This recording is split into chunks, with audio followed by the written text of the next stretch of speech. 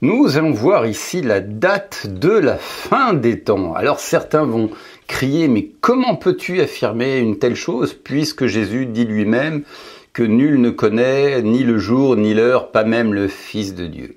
Alors effectivement, on ne peut pas connaître le jour et l'heure précise, néanmoins on peut établir une fourchette de 30, 40, grand maximum 50 ans.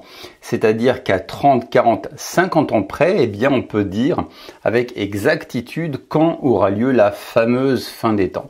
En fait, il n'y a qu'une condition pour connaître cette période.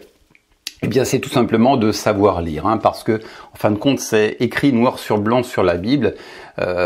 Certains partent dans des délires eschatologiques invraisemblables à partir des mesures du temple qui sont données dans le livre de Daniel, alors qu'en définitive, c'est écrit en toute simplicité tout au long du Nouveau Testament. Et en fin de compte, donc, la seule condition pour connaître la période de la fin des temps et de l'avènement de Christ, c'est tout simplement de savoir lire. C'est-à-dire qu'un enfant de 7 ans qui commence à posséder de bons rudiments de lecture, eh bien, serait tout à fait en mesure de nous donner cette fameuse période. Alors ceux qui ont l'habitude de suivre mes vidéos, vous savez déjà de quoi je vais parler. Quant aux autres, eh bien, voilà, on va découvrir ensemble cette fameuse période de la fin des temps, quand exactement va avoir lieu la fin des temps. Alors on va commencer avec cet épisode dans 2 Thessaloniciens, dans lequel l'apôtre Paul parle de l'homme impie qui va s'asseoir dans le temple de Dieu jusqu'à se faire passer pour lui. Que personne ne vous séduise d'aucune manière, car il faut qu'auparavant l'apostasie soit arrivée, et que se révèle l'homme impie, le fils de perdition, l'adversaire, qui s'élève au-dessus de tout ce que l'on appelle Dieu et que l'on adore, et qui va jusqu'à s'asseoir dans le temple de Dieu et se faire passer lui-même pour Dieu. Alors dans le contexte, certains chrétiens s'étaient laissés convaincre que la fin des temps était sur le point de s'accomplir, et Paul leur assure, fait quelques ajustements, il dit non, attention, il faut d'abord qu'un certain homme, l'homme impie, ou le fils de perdition, rentre dans le temple de Dieu et se fasse passer lui-même pour Dieu. Donc, je ne vais pas non plus développer qui peut être ce fils de perdition. Certains vont penser qu'il s'agit de l'Antichrist, mais dans une précédente vidéo, on a vu que l'Antichrist est un mouvement religieux hérétique et non pas une personne en particulier. Il ne peut s'agir de la bête non plus, puisque la bête, en fait, c'est l'Empire romain. Quant à la deuxième bête de l'Apocalypse, eh bien, c'est la dynastie hérodienne. Donc, en aucun cas, il ne s'agit d'une personne unique. On verra peut-être dans une autre vidéo qui est ce fameux fils de perdition, cet homme impie. Bref, c'est pas le sujet de ma vidéo, mais ce qui m'intéresse ici, c'est ce qui est écrit, que celui-ci ira jusqu'à s'asseoir dans le temple de Dieu. Donc c'est un signe. À quoi peut-on voir que la fin des temps arrive? Eh bien, à ce fameux fils de perdition qui va jusqu'à s'asseoir dans le temple de Dieu. Mais dites-moi, pour qu'il y ait un fils de perdition qui s'assoit dans le temple, et qu'il y ait en l'occurrence une fin des temps, encore faut-il qu'il y ait un temple. On voit bien que le temple est directement associé à la fin des temps. Mais on sait, ça c'est de l'histoire, que le temple a été détruit en l'an 70. Qui dit temple dit fin des temps, mais qui dit plus temple dit que la fin des temps a déjà eu lieu. C'est aussi simple que ça. Et l'histoire nous rapporte, là on n'est plus dans l'interprétation, mais que le temple de Jérusalem a été détruit en l'an 70. Ça veut dire quoi? Eh bien tout simplement que la fin des temps a déjà eu lieu. Vous pouvez vous rendre en Israël sur... le temple, l'ancien temple de Jérusalem se situe sur ce que l'on appelle aujourd'hui l'esplanade des mosquées. Et donc vous verrez, vous ferez vous-même vos propres recherches, et vous verrez que sur l'esplanade des mosquées, eh bien le temple a été détruit, le temple n'a cessé d'exister.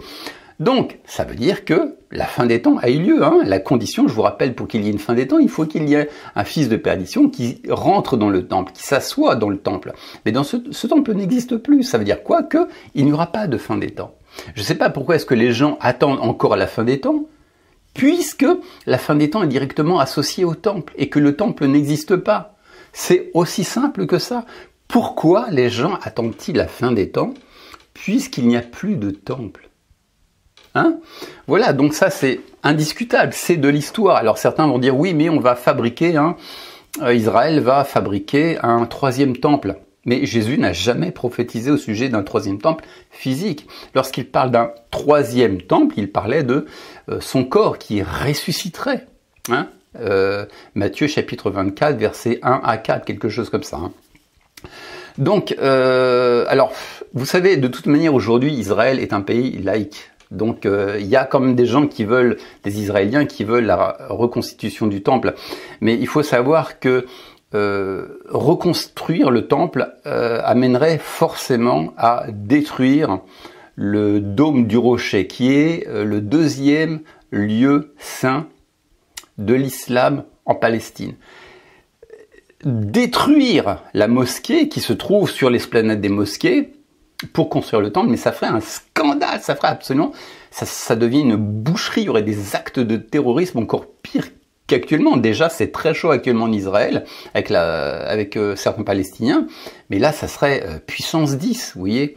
Jamais Israël ne prendrait un tel risque. Hein. Et ensuite, qui dit temple, dit aussi sacrifice d'animaux. Il ne s'agit pas non plus de quelques sacrifices de temps en temps, mais des centaines de sacrifices d'animaux.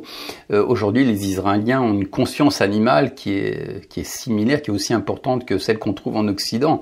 Les Israéliens ont tous des animaux de compagnie, en tout cas beaucoup d'entre eux. Il y a vraiment une conscience animale. Jamais on ferait des sacrifices d'animaux par centaines dans le temple. Mais surtout, ce que je pense, c'est que sur l'esplanade des mosquées, donc il y a le dôme du rocher, hein, la grande mosquée musulmane, et construire un temple, eh bien, amènerait à détruire cette mosquée. Et Israël ne ferait jamais ça parce que ça créerait un scandale, il y aurait des actes de terrorisme, mais comme jamais, jamais, jamais. Voilà.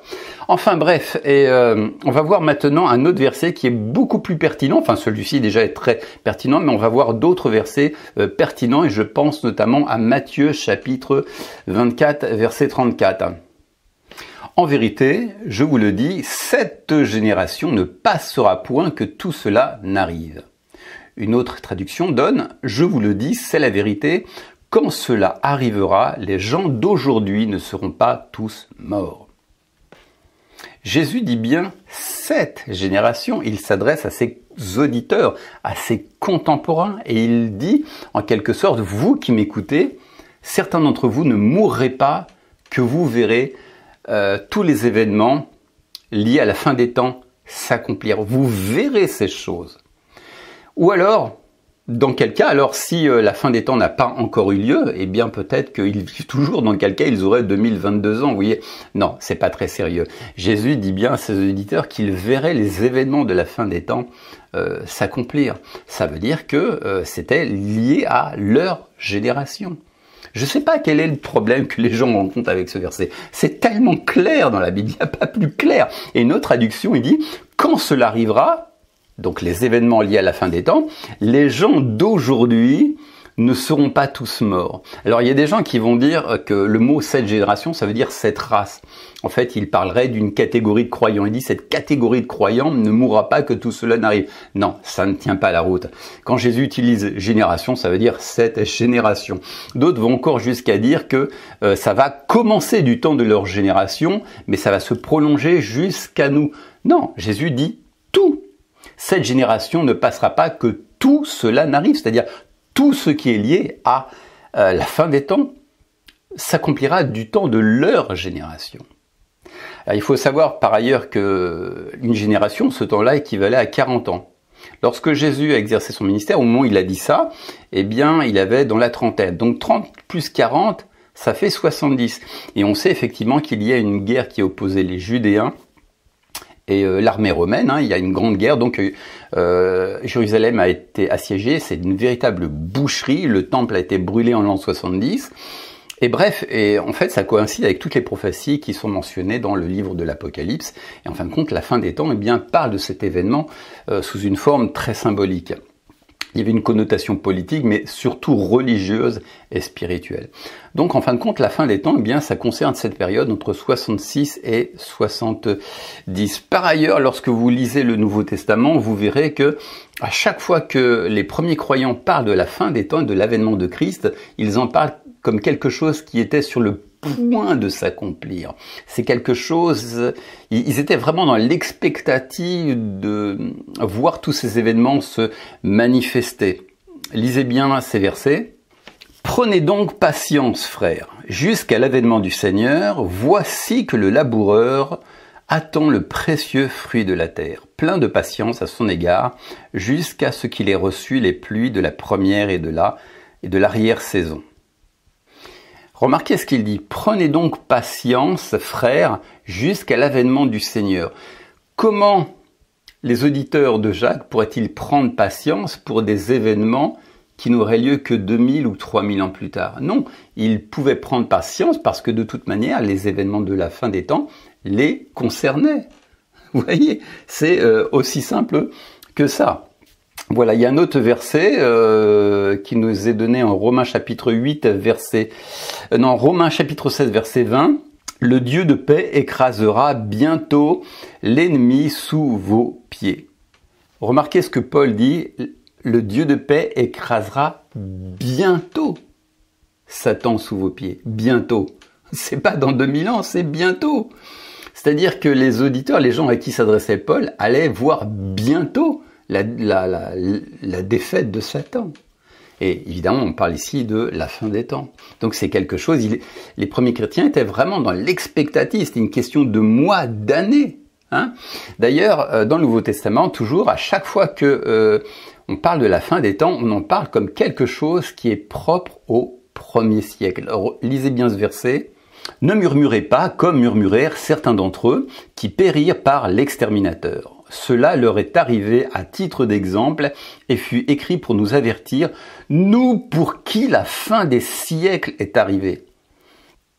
Nous pour qui la fin des siècles est arrivée. Hein, et ça, on en parle au début du siècle. Donc, quand est-ce qu'a eu lieu la fin des temps? Au début du siècle. C'est quoi la fin des temps? Eh bien, c'est quelque chose qui était propre au début du premier siècle. Lisez cet autre verset. Après avoir autrefois, à plusieurs reprises et de plusieurs manières, parlé à nos pères par les prophètes, Dieu nous a parlé par le Fils en ces jours qui sont les derniers. Il l'a établi héritier de toutes choses et c'est par lui qu'il a fait les mondes. Ici, on dit clairement que la fin des temps est associée à l'exercice du ministère de Jésus sur terre. Évidemment, les quelques années qui ont suivi, mais la fin des temps, c'était lorsque Jésus était sur terre. C'est ce que nous dit ce verset. Dieu nous a parlé par le Fils en ces jours qui sont les derniers. La fin des temps, c'est lorsque Jésus exerçait son ministère. Mais 2000 ans plus tard, est-ce qu'on peut parler encore de fin des temps? Mais disons, elles sont drôlement longues, cette fin. On dirait presque que la fin des temps est plus longue que les temps eux-mêmes. Hein, voilà. Bref, à chaque fois que l'on parle de toute manière de la fin des temps, enfin pas à chaque fois, mais très souvent en tout cas, on utilise le mot bientôt. Le mot bientôt, c'est un terme qui est extrêmement récurrent dans la Bible. Et vous savez, lorsque l'on parle de bientôt, ça ne veut pas dire autre chose que bientôt. Souvent, les chrétiens surinterprètent, surextrapolent au sujet de ce mot.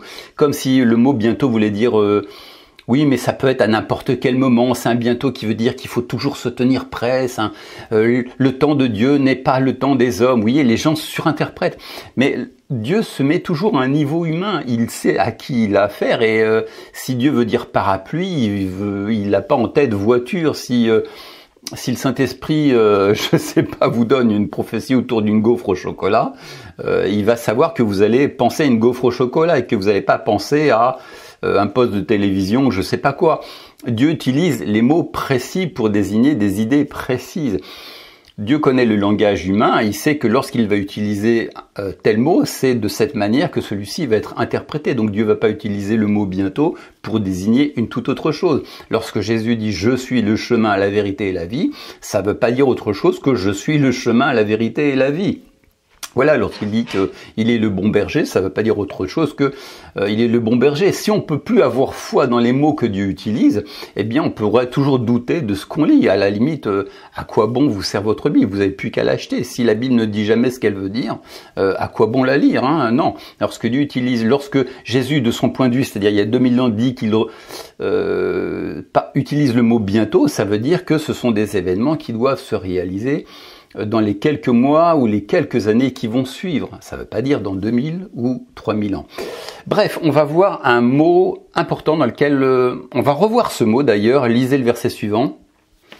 Révélation de Jésus-Christ que Dieu lui a donné pour montrer à ses serviteurs ce qui doit arriver bientôt et qu'il a fait connaître par l'envoi de son ange à son serviteur Jean.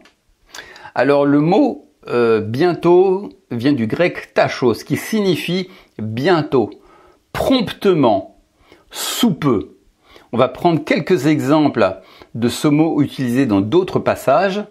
Je t'écris ceci avec l'espoir d'aller bientôt, tachos, chez toi. Autre verset, le Dieu de paix écrasera bientôt, tachos, Satan sous vos pieds. Donc ce mot ne veut pas dire autre chose que bientôt. Je t'écris ceci avec l'espoir d'aller bientôt, prochainement chez toi. Le Dieu de paix écrasera bientôt Satan sous tes pieds. Mais d'autres personnes vont surinterpréter ce mot et vont dire qu'en définitive, ce mot ne signifie pas le moment de la venue de Jésus-Christ, mais plutôt la manière dont il va venir. Comme si le mot signifiait non pas prochainement, mais plutôt rapidement, de manière impromptue, ou comme un éclair. Vous voyez ce que je veux dire? Le mot bientôt signifie plutôt la date ou la période, le moment où Jésus va revenir, où les événements vont se réaliser. Mais certains, non satisfaits de cette interprétation, ou plutôt de cette signification, en fin de compte, qui ne fit pas, qui ne va pas dans le sens de leur vision futuriste.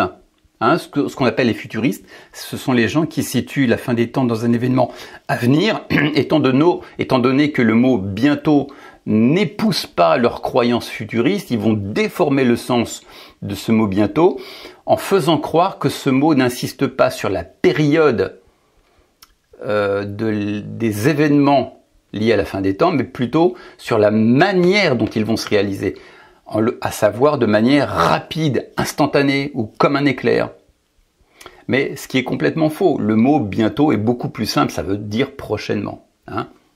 D'ailleurs, je vais vous donner quelques exemples avec cette fausse interprétation et vous allez voir que ça ne fonctionne pas du tout. Prenons l'exemple avec 1 Timothée 3,14. Je t'écris ceci avec l'espoir d'aller de manière imprévisible chez toi. Ou bien, je t'écris ceci avec l'espoir d'aller chez toi à la vitesse de l'éclair. Donc on voit très clairement que cette interprétation du mot tachos pour bientôt ne fonctionne pas. Le mot tachos désigne bien une période à laquelle les événements de la fin des temps vont se réaliser, c'est-à-dire prochainement. Jésus n'est pas en train de dire que ces événements vont se manifester comme un éclair. Donc, qu'est-ce que je tire de tout ça? Eh bien, ça veut dire que la fin des temps, toutes les prophéties que Jésus a données, eh bien, devaient se manifester prochainement après qu'ils aient été mentionnés auprès de Jean ou des premiers disciples. Donc la fin des temps, c'est quelque chose qui concernait le premier siècle. C'est pas quelque chose qui va se réaliser dans 2000, 3000 ou 4000 ans. La fin des temps a déjà eu lieu. D'ailleurs, vous savez, lorsque Dieu utilise le mot bientôt, il s'attendait à ce que ses auditeurs le prennent de cette manière. Par exemple, lorsque Dieu annonce à Abraham qu'il reviendrait 1 an plus tard et que Sarah tomberait enceinte, Abraham n'a pas entendu autre chose, n'a pas entendu que Dieu reviendrait dans 20 ans, dans 50 ans ou dans 2000 ans. Lorsque Dieu dit à Abraham, je reviendrai l'année prochaine et Sarah tombera enceinte, c'est de cette manière que Abraham l'a interprété, vous voyez. Bon, bref, ça ne tient vraiment pas la route. Vous savez, aujourd'hui, les Juifs s'imaginent que le Messie va arriver un jour et qu'il va lui-même instaurer un nouveau temple. Ils sont toujours dans l'expectative qu'un jour un Messie, mais ils peuvent attendre encore et encore. Mais il se passe exactement la même chose avec les chrétiens aujourd'hui qui attendent toujours la fin des temps. On est tombé exactement dans le même piège que les Juifs sont tombés. Les Juifs attendent le Messie et croient que le Messie en personne va reconstruire le temple Et la plupart des chrétiens aujourd'hui attendent encore la fin des temps. Alors, pour un événement qui s'est déjà réalisé, on est tombé exactement dans le même piège. La Bible a prophétisé pour un Messie. Lorsque le Messie est venu, eh bien, les Juifs n'ont pas su le reconnaître. Enfin, c'était pas les Juifs à l'époque, c'était les Judéens, et les Judéens ne l'ont pas reconnu. Mais il se passe exactement la même chose avec les chrétiens. Jésus a annoncé la manifestation proche de la fin des temps, qui allait se dérouler au cours du 1er siècle, et quand celle-ci a eu lieu, eh bien des chrétiens ne l'ont pas reconnu. Ils attendent toujours la fin des temps, tout comme les Juifs attendent toujours le Messie. Voilà. C'est tout ce que je voulais partager avec vous. Il y a des centaines de versets. Je ne vais pas tous vous les donner parce que ça ferait des vidéos de 3 heures. Mais vous ferez vous-même vos propres recherches et vous verrez que le Nouveau Testament abonde de versets dans lesquels le mot bientôt est mentionné, où on montre bien que les premiers chrétiens étaient dans l'expectative d'événements liés à la fin des temps qui étaient sur le point de s'accomplir. Et sur ce, je vous donne rendez-vous pour une prochaine vidéo. Ciao!